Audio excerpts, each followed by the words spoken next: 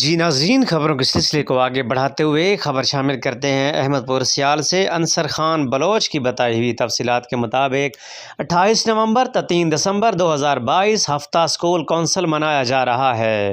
Punjab government نے نجی اسکولوں میں اسکول کونسل بنانے کا اچھا اقدام کیا ہے۔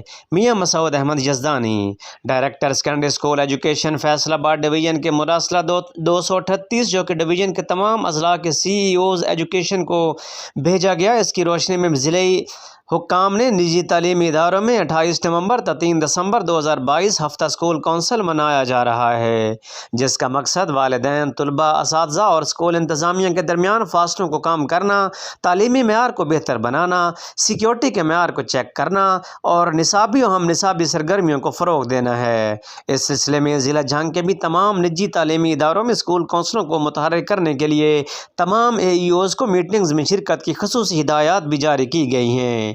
اس موقع پر ہمارے نمائندے سے بات کرتے ہوئے ڈپٹی ڈی ای او احمد پور سیال مسعود احمد یزدانی نے کہا کہ پنجاب گورنمنٹ نے نجی تعلیمی اداروں میں اسکول کونسل بنانے کا بہت اچھا اقدام کیا ہے، جس سے والدین اور طلباء کو فائدہ پہنچے گا۔